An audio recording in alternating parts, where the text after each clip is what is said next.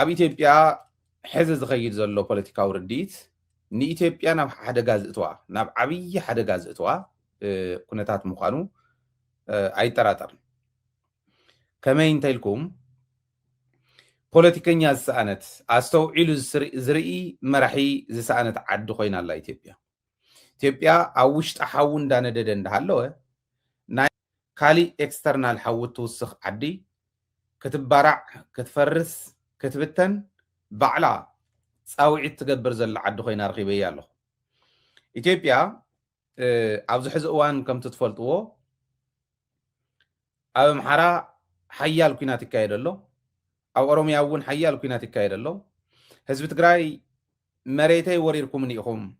ህዝበይ ፈናቂልኩም ኢኹም ጨፍጫፍ ፈፂምኩም ኢኹም ኢሉ ኣብቲ ዘለዎ ኣሎ ሕዚ እውን ጨፍጫፍ እናተገበረሉ ኣሎ መሬቱ እውን ምስ ተወረረ እዩ እዚ ኩሉ ሓዊ ኣብ ውሽጣ እንዳሃለወ ዝዓዲ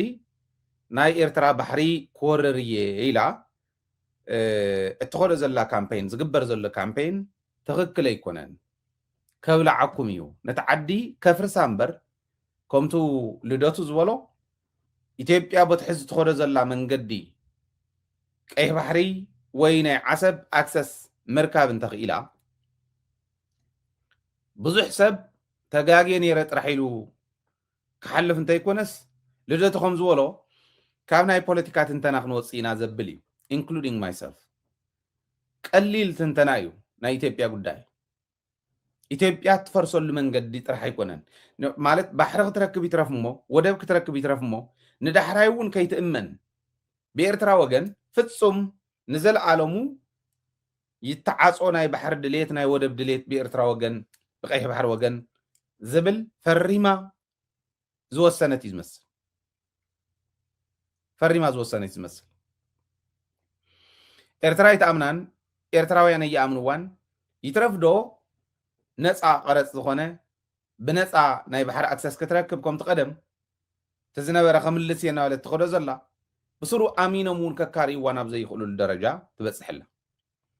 ካልኦት እውን ክፈርሓ እየ ኢትዮጵያ እንተኣትያ ዋንነት እያ ትሓትት ዝብል ፐርሰፕሽን ክወስዳ ከም ዝኽእላስ ክርድኦም ኣይከኣለ ፍጹም ክርድኦም ኣይከኣለ እቲ ናይ ኩናት ድሌት ኩናት ካብ ምግባር ወፃኢ ካሊእ ከንብረና ይኽእልኒ ኢሎም እንተኮይኖም ምንም ምግባር ኣይከኣል ብዋናነት ኣብ ኢትዮጵያ ዝኸይድ ዘሎ ግን ንኢትዮጵያ ዓብይ ሓደጋ ከም ምዃኑ ደጊምና ደጋጊምና ኢና ነርድእ ዘለና ልቢ ዘለዎ ክሰምዕ ሕዚ ኣብ ዝሓለፉ ቅንያት ከምቲ ዝረኣኹሞም ብዙሓት ሓለፍቲ ናይ ኢትዮጵያ ኢና ባህልቲ መራሕቲ ፖለቲካ ኢትዮጵያ ኢና ባህልቲ በባልየም በቦልየም ብዝኾነ ይኹን መለክዒ ብዝኾነ ይኹን መንገዲ ባሕሪ ክነምልስ ኢና ኢሎም እናተንተኑ ፀኒሖም ኣባላት ሰራዊት ኢትዮጵያ እውን ንቀይሕ ባሕሪ ዘይኽፈል መስዋዕትነት የለን ስለዚ ቀይሕ ባሕሪ ኣብ ቀረባ እዋን ክነምልሶ ኢና ብግዲ ብሓይሊ ክነምልሶ ኢና እንዳበሉ ፀኒሖም እዮም ባዕሉ ቀዳማይ ሚኒስትር እውን 1,000,000% ርግፀኛ እየ ኢትዮጵያ ተዓፅያ ኣይትነብርን ኢሉ ግን ብርግፀኝነት ሕዚ ዝገብሮ ዘሎ ግን ኢትዮጵያ ተዓፅያ ክትነብር ንዘለኣለማ ከምቲ ግብፂ ዝበለቶ እስካዕ ምፅኣተ ዓለም እንተነኣሰ እስካዕ ምፅኣተ ዓለም ርግፀኛ እየ ኢትዮጵያ ቀይሕ ባሕሪ ኣይትረግፃን ኢሎም ፀላእን ናብ ዝሕት ዕድላት እናዓፀወት ትኸድ ዘላ ዓዲ ዕድላት ዓፅዩ ጥራሕ ክትተርፍ እንተይኮነስ ክትብተን እውን ትኽእል እያ በትኸዶ እኒሃ እንተኸይዳ ተዓብዪ ሓደጋ ንሱ እዩ እዚ ኢና ክንርድኦ ዘለና ናይ ኢትዮጵያ ኣካይዳ ተረዲእና ንትግራይ ኮነ ንኤርትራ ንካልኦት ከባብታት ንኣምሓራ እውን ዘዋፅእ እንታይ ኢልካ ሓቢርካ ፅምዶ ዝበሃል ዘሎ ሒዝካ ምቕፃል ኣድላዮ ዝኾነሉ እዋን ንርከብ ማለት እዩ ነዚዩ ተረኛ ናይዙ ሰሙን እዚዩ ዝኾነ ኣባዱላ ገመዳ ዝበሎ እዩ ትዝገረመኒ ኣባዱላ እንታይ ኢሉ ናይ ኣባዱላ ኣስተውዒልኩም ተሪኢኹሞ ድርብ ሓደጋ ናብ ኢትዮጵያ ሒዙ ዝመፀ እዩ የኤርትራ አካል አልነበረ አሰብ የኤርትራ አካል አልነበረ አሰብ የወሎ አካል ነው በነበረው የክፍለ ሀገር ክፍፍል ማለት ነው እንዴት ሆኖ ነው ነገሩ በሙሉ የተገለባበጠው ለራሴ የማይገባኝ ይሄ ሆነበት ዋና ምክንያት ሁሉም አጀንዳውን ተጠቅሞ ቺን ሀገር ለድህነትና ለእርስ በርስ ሁከት ዳርጓት እንዲቀጥል ስለሚፈልግ ብቻ ነው። እየፈለጉ ህዳሴ ተመርቋል። ምንም አማራጭ የለው። እየፈለጉ መንግስታችን የማዳበሪያ ፋብሪካ እየገነባ ነው። እየፈለጉ መንግስታችን ጋዝ እያወጣ ነው። እየፈለጉ ሌሎች የማዕድን ስራዎች እየተሰሩ ናቸው። እየፈለጉ ከተሞቻችን ገጠሮቻችን መበልጸግ ጀምረዋል። እየፈለጉ ሌሎች የቱሪስት ማዕከላት እየተገነቡ ነው። የሚቆም ምንም ነገር የለም። ስለዚህ ይፈልጋሉ ግን አይቆምም። አይቆምም ብቻ ሳይሆን እነሱ ይጠፋሉ የማምኑ ልብ በሉ ቶም ሕዚ ዝበሎም ብምልኦም ሳላ ይወደግ ዝተሰርሑ እዮም ብምልኦም ቶም ዝቆፀሮም አብይ አሕመድ ካብ ዝመፅእ እነዘ ሰርሐ ነገር የለን ኢህአደግ ዝጀመሮ ዝተወሰና መቐስ ሒዙ ሪቫን ቆሪፁ ርኢናዮ ኢና ካብኡ እንዳሓር ግን ባዕሉ ዝጀመሮም የለውን ዝጀመራ እንተሃሊ ሓንቲ እያ ዕምበባን ኣትክልትን ምትካል አዲስ አበባ ዳትስ ግን ኣነ እዚዩ ድሓን ብዙሕ ግዜ ዝበልናሉ ስለ ዝኾነ ኣስተውዒልኩም ረኣዩ ሕዚ እውን ሓደጋ ሓደ ሰብ ከምዚ ኢልና ክነቅርቦ ከለና ኣይረኣዮ ንዕርዩ ሕዚ ሓደጋ ንዓና ንተጋሩ ንኣምሓራን ንዓፋርን ንኤርትራን ዓበይቲ ሓደጋ እዮም ካብኡ ካብዚኣተን ካብተን ሕዚ ዝቆፀርክውን ንላዕሊ ግን ንኢትዮጵያ ዓብዪ ሓደጋ እዩ ኢትዮጵያ ከፍርሳ ይኽእል እዩ ሕዝታ እዩ ዝብል ዘሎ ዓሰብ ሰለስተ ነገር ተዛሪቡሉ ኣባዱላ ምሩኽ ናይ ኤርትራ እዩ ነይሩ ኤርትራ ሻዕብያ ማሪኽዎስ ኢትዮጵያውያን እዮም እዚኦም ናህና እዮም ሃውና ድሓን ተባሂሉ ብወያነ ተለሚኖም ብልመና ናህና እዮም ዜጋታትና እዮም በጃኹም ሃውና ተባሂሉ ተለሚኑ ብልመና ካብ ጭዃሮን ቢኮን ሒዝካ ድፋዕ ካብ ምኹዓት ገደባ ካብ ምግዳብ ወፅዮም ሳላ ወያነ ካብ ሻዕብያ ተለሚኖም ዝመፁ ሰብ ዝኾኑ ሰባት እዮም ሰብ ዝገበረቶም ወያነ እዮም ሻዕብያ ግን ከመይ ከም ዝማረኸቶስ ዝፈልጥ እዩ ባጫ እውን ከምኡ እዩ ኣባዱላ እውን ከምኡ እዩ እዚ ተሓቂ እዩ ሕዚ ክልተ ዓበይቲ ሓደጋታት ተዛሪቡሉ ሓደ ዓሰብ ናይ ኤርትራ ኮይነ ይፈልጥን ኢሉ ኣነኮ እንተነኣሰ ምኒልክ ዝበሃል ንጉስ ንኤርትራ ከምኡ ገይሩ ቀድሞ መቢሉ ሸይጥዋ ስለ ዝነበረ ይቅርታ ኤርትራውያን ሸይጥኩም ነይሩ ናይ ሎሚ ወለዶ ናይ ኢትዮጵያ ግን ምሳኹም ተሓቋቂፍና ተረዳዲእና ክንነብር እንደሊ ኢና እዚኣ ኢና እንደሊ እቲ ናይ ምኒልክ ግን እንዳረጎምናዮ ንነብር ታሪክና ኢልካ ምዝራብኩ ሓደ ነገር እዩ ንሓድነት ኦኬ ሓደ ስቴፕ ኣሄድ ከይዶም ኣለዉ ሓደ ስቴፕ ፎርወርድ ከይዶም ኣለዉ ስለዚ ንሕና እውን ንሕሰብ ኢሉ ንኽሓስብ ንኻሊእ ክትገብሮ ትኽእል ኢኻ ተቆርሚማ ተሸይጣ ዝነበረት ዓዲ እሞ ብናይ ባዕዳውያን መግዛእቲ ቦርደር ተጠሪራ ሃገር ዝኾነት ዓዲ ህዳሴ መለስ ጀሚርዎ ፋሪቕዎ እውን እስካዕ መወዳእታ እውን ፕላኑ ሰሪሕሉ ስለ ዝኸደ እሞ ስለ ዝተወድአ ኣብይ ኣሕመድ ባሕሪ ይብል ኣሎ እሳቶም ኣይንህብን ይብሉ ኣለዉ ድልየቶም ገልፁ ይኽእሉ እዮም ክዛረቡ ይኽእሉ እዮም ጠጠው ግን የበሉናን እያ እታ መልእኽቲ እዚ ሕዚ ኤርትራ ትበሃል ሃገር ከም ሃገር ቁፅሪ ሓደ ንድሕንነታ ክትብል ናብ ዝኾነ ይኹን ኣካል ናይ ኢትዮጵያ ክትኣቱ ከም እትኽእል ባዕሎም ኢትዮጵያውያን ኣብ ፓርላማ ኮይኖም ዝነበሩና ንድሕንነታ ክትብል ናብ ኢትዮጵያ ክትኣቱን ድሕንነታ ክተረጋግፅ ከም እትኽእልን ነጊሮሙና ስለ ዝነበሩ ሙሕዚ ኣየፈራርሕዋ ስለ ዘለዉ ንድሕንነታ ሓደጋ ስለ ዝኾነ ኣብ መላእ ኢትዮጵያ ኣትያ ትርምስ ንክትሰርሕ ኢትዮጵያ እንዳተተራመሰት ክትነብር ዝገብር ከይዲ ከምኡ ዝገብር ፃውዒት ይፅውዕ ዘሎ ኣነ ፖለቲካ ዝበሃል ናይ ፖለቲካ ቦክስ እንተሃልዩ ርእሲ እቲ ቦክስ ንሱ ኣውፂ ዝደርበየሎም ሰብ ድዩ ኣሎ ኮይኑ ኣይሓስቡ እንዲዮም ንእሽትላን ዲፕሎማሲ ከመይ ከም ዝስራሕ ፖለቲካ ከመይ ጌርካ ከም ዝስራሕ ድዩ እንዳጠፍኦም ይገርመኒ ስለ ኢትዮጵያ ሓዚነ ኣይኮነን ከመይ ዝበለ ተሓሳስባ ዘለዎም እዮም ወፂኦም ኣብ ኣደባባይ ንሕና ሰብኡት ኢና ናይ እከለ ዝበሃል ባሕሪ ናይ እከለ ዝበሃል መሬት ቆሪስና ክንወስድ ኢና ክብል ከሎስ ኤርትራውያን ስቕ ዝብሉ ድዩ ዝመስሎም ንኤርትራ እስካዕ ዝኸዱ ከም ምፅናሕ የድልዮምን ኤርትራውያን ንፋኖ ምድጋፍ ንኦላ ምድጋፍ ንጋምቤላ ንቤንሻንጉል ምድጋፍ ንሶማልያ ንዓፋር ምድጋፍ ክእኹል እዩ ንባዕሎም በላዒ ዘጥርዩ በላዒ ዝፅውዑ ፖለቲከኛታት እዮም ኣብ ኢትዮጵያ እኒኦ ሓደጋ እዚ እዩ ዓብዪ ሓደጋ እዩ ኣነ ሕዚ ኤርትራ ብዝኾነ ይኹን መንገዲ ኣብ ልዕሊ ኢትዮጵያ ዝኾነ ነገር እንተፈፂማ ኣይገርመንን ወላ ሚሳይል እንተትተኩስ እውን ኣይገርመንን ምክንያቱ ባዕሎም እዮም ፅውዕዎ ዘሎ በጃኹ እንደተኩስ ይብልዎ ኣሎ እዚ ዝኾን ዘሎ ልቢ ዘለዎ ፖለቲከኛ እንተዝህሉ ከምቲ ሕዚ ዝብሎ ዘሎ ገይሩ ይብል ፃውዒት ኩናት ኣይፅውዕ ካብዚ ንላዕሊ ኣዋጅ ኩናት የለን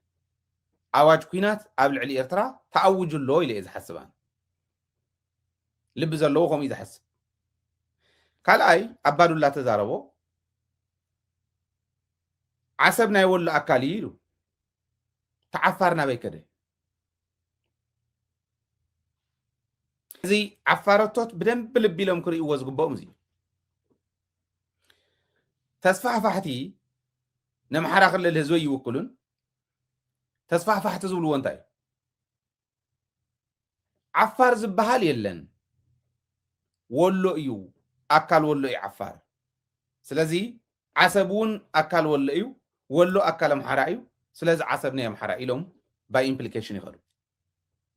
ኤግዛክትሊ ዛ ዘረባ እዚ ኣባዱላ ተዛሪብዋ ሕዚ እዚ ሕዝስ ዕድመ ልክዑ ኣብ ፖለቲካ ዝሸምገለ ሰብኣ እዩ ከመይ ጌር ሓደ ሰብ ክንዲዚ ዝኣክል ውድቀት ናይ ፖለቲካ ይምዝግብ እዚ ንኽብል ክገብሮ ዝኽእል ሓደ ዋላ ሓንቲ ምክንያት ኣይረኽቡ ሕዚ ዓፋር የለኹምን እዩ ዝብሎም ዘሎ ናይ ዓፋር ሰራዊት ብቅድሚ ትማሊ ጥሒሶም ኣትዮም ዓፋር ኣትዮም ኣለዉ ሕዚ ናይ ዓፋር ሰራዊት ኣብ ዓፋር ዘሎ መከላከያ ናይ ኢትዮጵያ ይውፃልና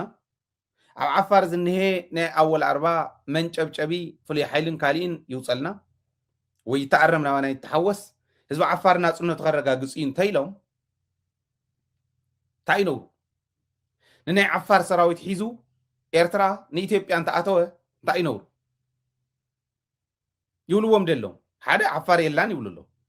ቃል ብቃል ዓፋር የላን እዩ ዝበለ ኣባዱላ ዓፋር የላን ናይ ወሎ እዩ ኢሉ እቲ ናይ ተስፋሕፋሕቲ ተሓሳስባ እዩ ተዛረበ ካልኣይ ዓሰብ ከዓ ናይ ኤርትራ ናይ ኢትዮጵያ ኢሉ እዚኦም ሓደጋታት እዮም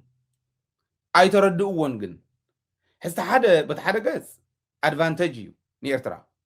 ኣድቫንተጅ ንትግራይ እውን ምክንያቱ ኤርትራ ዘለዓለም ማለት ናይ ግዜ ጉዳይ እምበር እንዲሉ ባዕሉ ዝኾነ መስኮት ኢና ንፅበ እምበር ሸላኽ መስኮት እንተረኺብና ምእተው እንተረኺብናስ ንኤርትራ ክንወራ ናይ ግድን ክብለና እዩ ይብለና ኣሎ እንታይ ማለት እዩ እዚዩ ፅምዶ ዘለዓለማዊ ይኸውን ዘለዓለማዊ ይኹን ኤርትራ ብዝኾነ ይኹን መንገዲ ንትግራይ ሓሊፋ ከምቲ ኢሳያስ ተሰሓቶ ዓይነት ስሕተት ንትግራይ ዘሊላ ብኣየር ምስ ኢትዮጵያ ተራኺባ ንትግራይ ማእኸል ዝኾነ ነገር ገብር እየ እንተኢላ እዚኣ እናተመለሰት ከም ትመፅእ ክፈልጡ ኣለዎም ኤርትራውያን ስለዚ ኤርትራ ንህልውና ትግራይ ኮነ ንህልውና ዓፋር ንህልውና ኣምሓራ እውን እንተይተረፈ እትቁርቆር ኤርትራ ንህልውና ኤርትራ እውን ዝቁርቆሩ ዝሓስቡ ተጋሩ ዓፋረቶት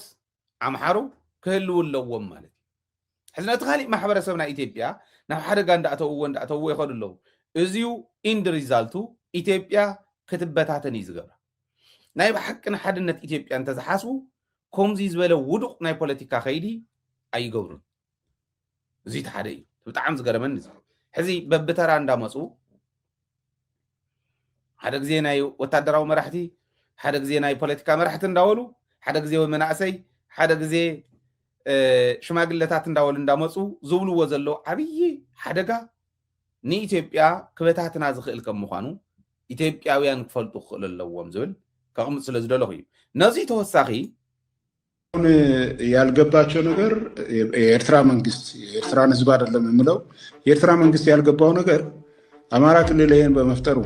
ትግራይ ይሄን በመፍጠሩ ኦሮሚያ ውስጥ ይሄን በመፍጠሩ በአፋር ዞን የፈጠረና ኳሷን ለኢትዮጵያ የሰጠ ይመስለዋል ያ ሞኝነት ነው እንደሱ አይደለም ይሄ ኳስ ለኢትዮጵያ የተሰጠ ነገር የለም መታወቅ ያለበት 130 ሚሊዮን ህዝብ ያለበት ሀገር ነው ለሁሉም የየራሱን ረመዲ አስተካክለሽ ሰጥተሽ መድኃኒት ሰጥተሽ ወደሚፈለገው ቦታ መሄድ ይቻላል። ሉዓላዊነቱ የተደፈረ አገር በአንድ ወቅት ላይ ያንን የኔ ሉዓላዊነት መደፈር የለበትም የምትለውን ነገር በተባለው መንገድ ሊደፍር ይችላልና፣ ስለዚህ ጥንቃቄ መድረግ ያለበት አንዱ ሉዓላዊነት የሚባለው ይሄ ነው። ከዚህ የተነሳ የኤርትራ መንግስት የኢትዮጵያ ይመስለዋል። ያ ሞኝነት ነው። عاوزين نحزو ናይ ሉዓላውነት ጉዳይ ዕሪና ክንከደሉ ሓደ ኢትዮጵያ ስለ ሉዓላውነት ክትዛረብ ዘይትኽእል ዓዲ ገይሮም ባዕሎም ከም ዝሃነፅዋ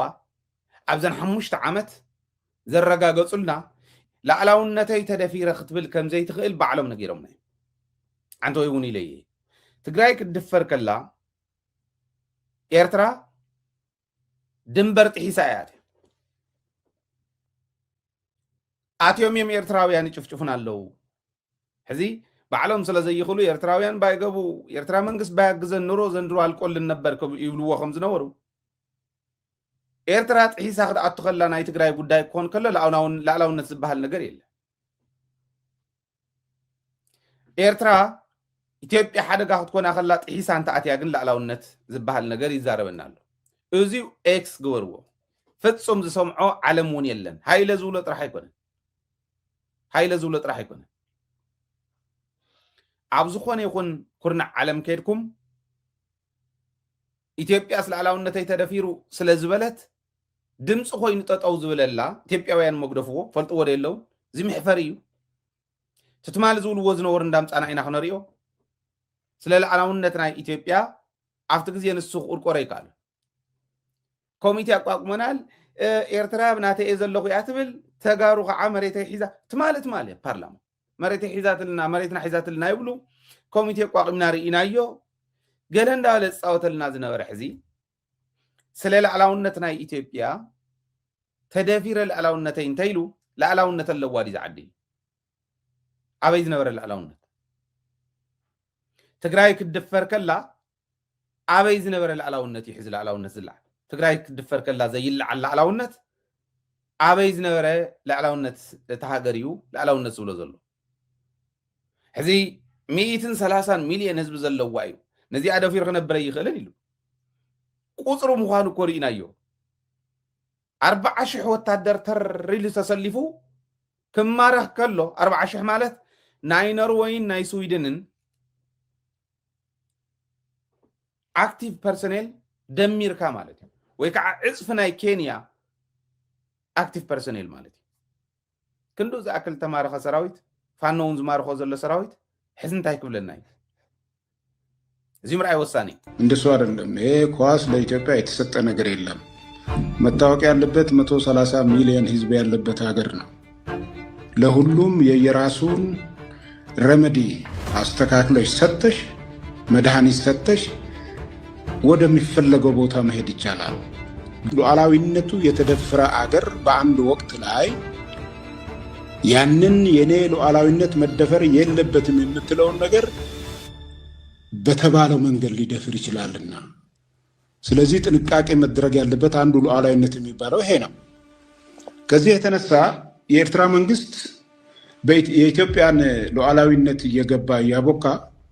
የኔ ሉዓላዊነት ይጠበቅ የሚባል ነገር የለም መንግስት ፖሊሲ ኢትዮጵያን በመበጥበጥ ኤርትራን ሰላም አስገኛለሁ ነው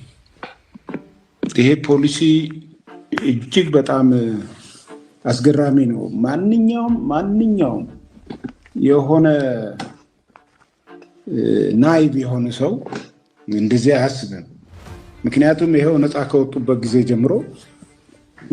ኢትዮጵያን የማጎሳቀል ኢትዮጵያን የመበጥበጥ ስራ ላይ ነው የተጠመዱት የኤርትራ መንግስት ባያግዘን ኑሮ ምን ይውጠን ነበር ትሏል ነበር ወይ ኤርትራ እኮ ሰላማዊ መሆና ኤርትራ መንግስት ሰላማዊ መሆኑ ዓለም ፈሊጡ እዩ ደይብለና ይነበረን አብይ አሕመድ አሻዕሁም እዚሁ ንገሮም ዘሎ ሕዚ ተዋና ሓሳቡ ናይ ባጫ እንታይ እዩ ኤርትራ ሉዓላውነተይ የደፍርን ኢላ تقورو زلاس نتقراي حقيزا نمحرا حقيزا نأوروميا حقيزا يبل إيرتران إثيوبيا حقيزا تقراي كتوقع خلا لا علاونتا تخبر يا آتي أنتيلهم إيرترا حزن إثيوبيا تملس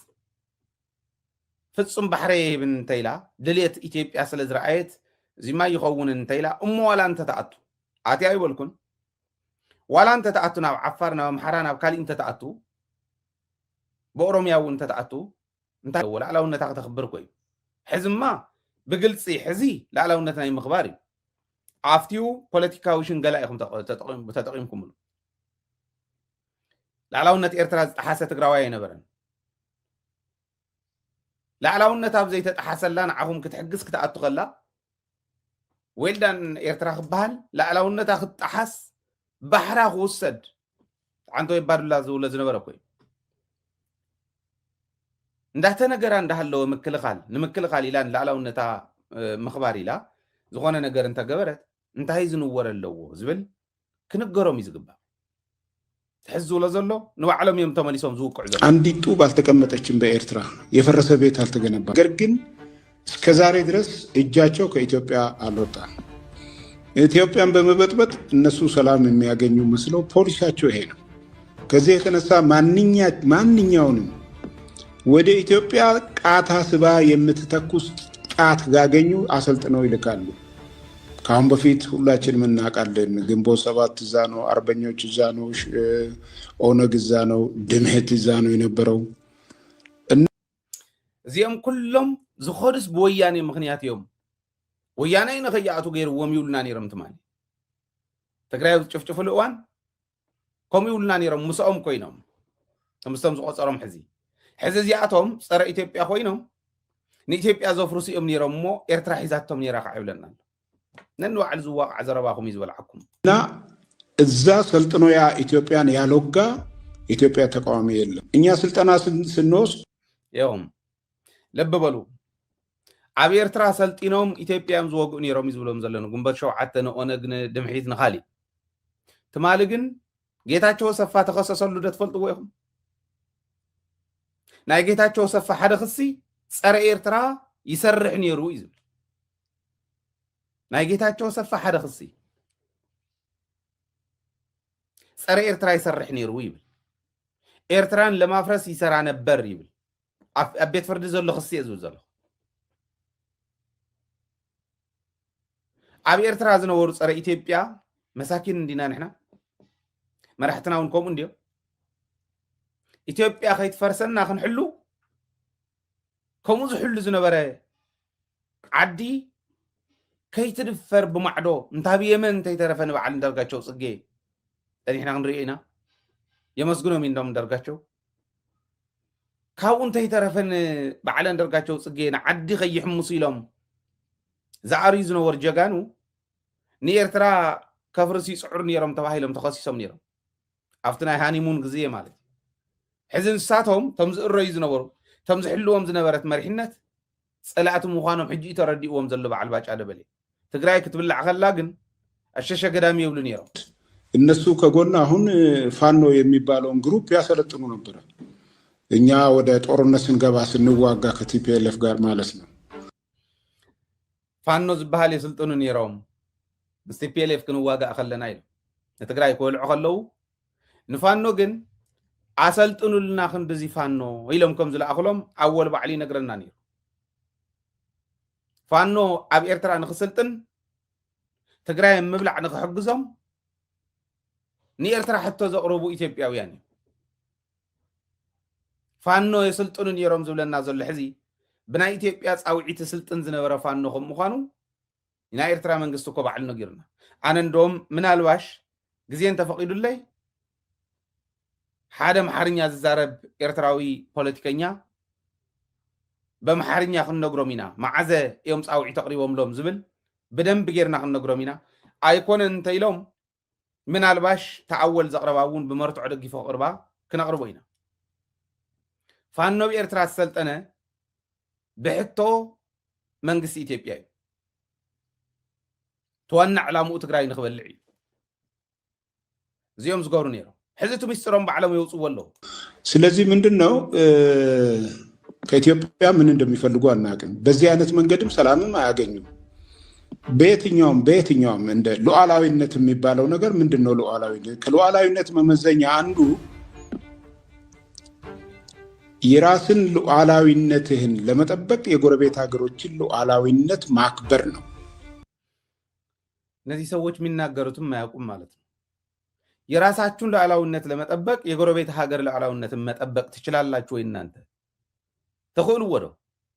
ናይ ኤርትራ ባሕሪ ሕዲግና ክንመፂና እንዳበሉ ሕዘባዱላ ሰሚዕኹሞ መዳፍ ነው ማቀው ኤርትራ ቀይ ባህር በሰላም ከሰጠች ትሰጣለች፣ ካልሆነ በኃይል እናስመልሳለን ዝብለና ዝነበረት ማሊ ከም ከብዲ ኢደ ዝፈልጣ ዝብለና ዝነበረ ሕዚ እውን ኣባዱላ ሰማዕኹሞ ዓሰብ ናይ ኤርትራ ኮይነ ይፈልጥ እንዳበለ ሉዓላውነት እናደፈሩ ዝዛረብዎ እውን መሊሶም ዝሰምዑ ይመስለኒ። ዝኾነ ሕማም ኣትይዎም ኣሎ። ካለበለዚያ ሉዓላዊ ነኝ ማለት አትችልም። ስለዚህ ኢትዮጵያ ሉዓላዊ አይደለችም ማለት ነው። ናይ ካሊእ ሃገር ሉዓላውነት እንዳደፈረት ሉዓላዊ እየ ምባል ዘይከኣል እንተኮይኑ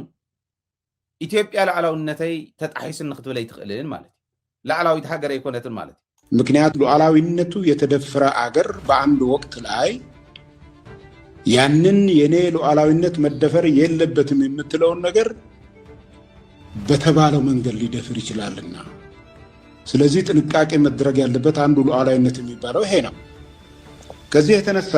የኤርትራ መንግስት የኢትዮጵያን ሉዓላዊነት እየገባ እያቦካ የኔ ሉዓላዊነት ይጠበቅ የሚባል ነገር የለም። ኤርትራኖች አሁን ያልገባቸው ነገር የኤርትራ መንግስት የኤርትራን ህዝብ አይደለም የምለው፣ የኤርትራ መንግስት ያልገባው ነገር አማራ ክልል ይሄን በመፍጠሩ፣ ትግራይ ይሄን በመፍጠሩ፣ ኦሮሚያ ውስጥ ይሄን በመፍጠሩ በአፋር ዞን የፈጠረና ኳሷን ለኢትዮጵያ የሰጠ ይመስለዋል። ያ ሞኝነት ነው። እንደሱ አይደለም። ይሄ ኳስ ለኢትዮጵያ የተሰጠ ነገር የለም። መታወቅ ያለበት 130 ሚሊዮን ህዝብ ያለበት ሀገር ነው። ለሁሉም የየራሱን ረመዲ አስተካክለሽ ሰተሽ መድኃኒት ሰተሽ ወደሚፈለገው ቦታ መሄድ ይቻላል። ደግሞ ሆነዋልን። ኦሮሚያ ክልል የነበረ ዛሬ 2000 እና 3000 የሰው ኃይል የሌለው ኦነግ 30,000 ኖሮት እኮ አዲስ አበባ አልደረሰም ቲፒኤልኤፍ ጋር ስንዋጋ። ስለዚህ ምንድነው የሚፈልጉት ነገር በአፋር ዞን መፍጠር ነው። ኢትዮጵያ ትወጋናለችና ዘን ሆምወርኩን ለነሱ እንስጥ ነው። እኛ የወሰነው ሆምወርክ የለንም። የምንጠይቀው ያለ አግባብ የተወሰደ እንትን አለ፣ የባህር በር ፍላጎት አለ። አሁን እየተናገረ አሁን የኤርትራ ሉዓላዊነት ደግሞ ደፈረ፣ የባህር በር ይላል። ንሶም ክደፍሩ ከለው ሉዓላውነት ምድፋር አይኮነን። ክደፍሩ ከለው ኣይትድፈሪኒ ኢላ ተኸላኸለት ኤርትራ ሉዓላውነት ትደፈረላ ይብላ።